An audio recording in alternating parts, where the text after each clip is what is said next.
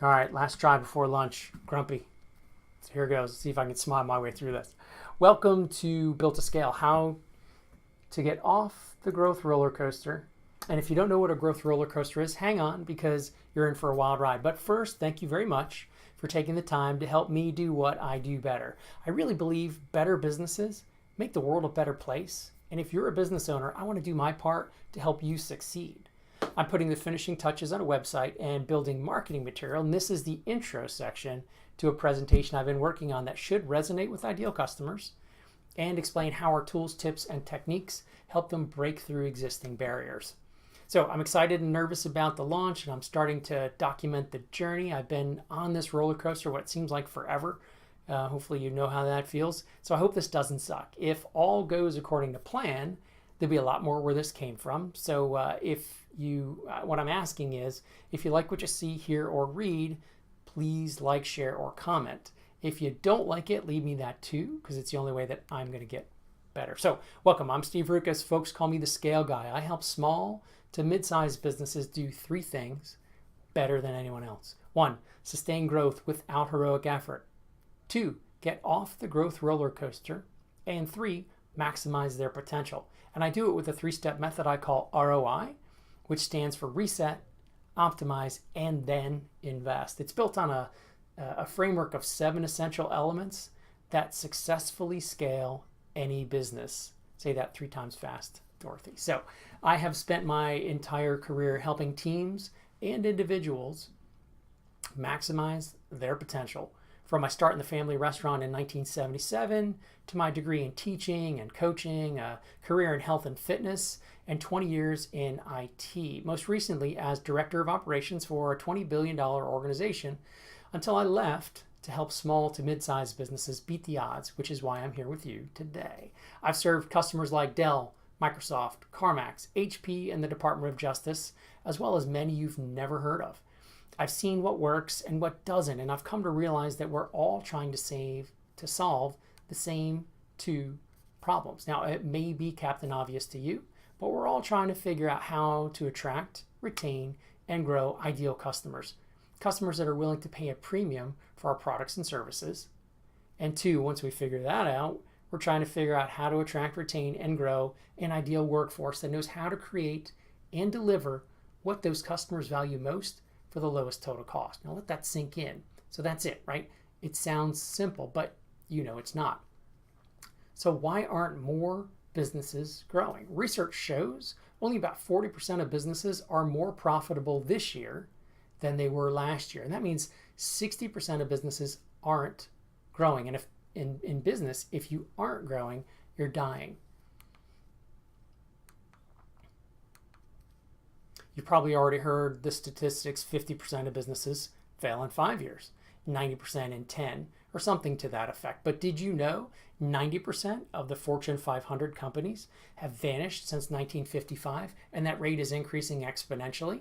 Did you know 40% of today's Fortune 500 may no longer exist in 10 years? Did you know 75% are likely to be delisted in 15 years? And this last one really gets me. 70%, this is a long-running Gallup poll that shows 70% of people admit to being disengaged at work. Now, the sad part is that needle has barely moved in many years. And to me, that is an epidemic. It's an outrage and something that should be addressed, because I believe better businesses make the world a better place. Imagine if your business were more successful, if more people were engaged. How much better would the world be if that were the case? So, what's the root cause of so much pain and frustration? Well, let me back up a little bit. I had a great streak of luck. I spent 30 years in multiple businesses that were growing. I'd like to think I had a hand in that, but I was surrounded by awesome people. The experience that changed me the most started in 1998, when I got the opportunity of a lifetime to reinvent myself again and join an IT startup. We grew that business until it was acquired by what was then called Venture Technology Partners, which later became ComSys, and we changed our name so many times, and we got acquired so many times that I lost track. But finally, we were bought by Manpower Group, a $20 billion organization, in 2010. We continued to grow, but then in 2013, things changed. We hit a plateau that we couldn't break through. Have you ever been there? You close a big deal that you know is a game changer. Everyone celebrates and then rolls up their sleeves and figures out how to get it done, only to finish and realize the deal's over and you don't have the next one.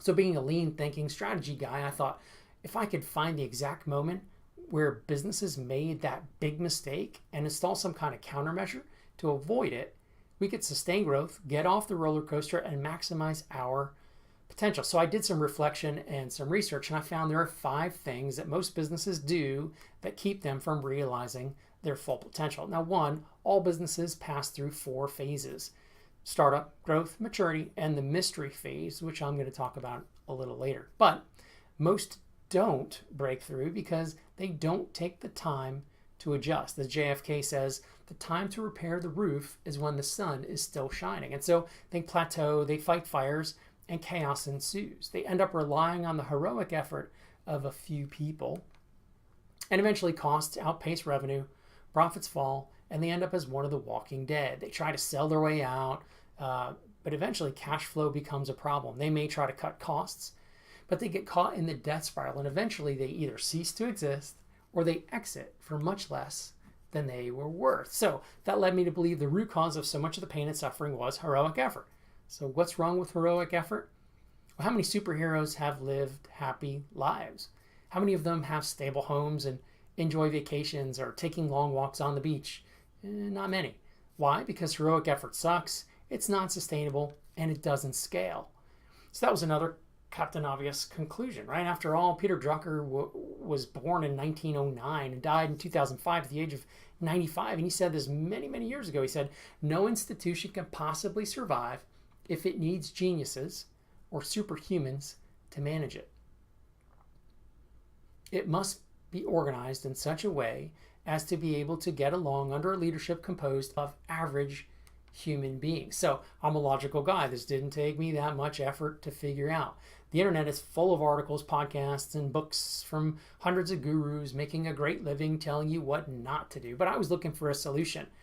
I was interested in figuring out what to do so I could avoid doing it in the future. And then it hit me. If heroic effort is a limiting factor, and I've seen it not work, and it leads to so much pain and suffering, why is there still so much of it? And then I realized it hit me.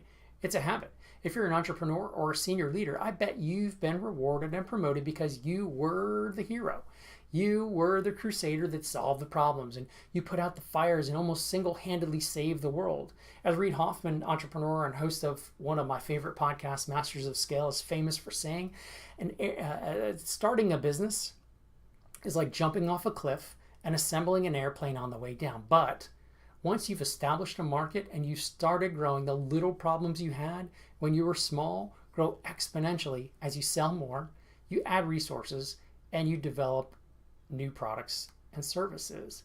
When you don't make adjustments before it's too late, you rely on heroic effort. Your financials wind up looking like this. This is going to be an illustration of a graph, and it's going to show all those phases, and then at the end it's going to show where you can either sustain growth, you can maintain that plateau, or you can decline, and nobody likes to decline.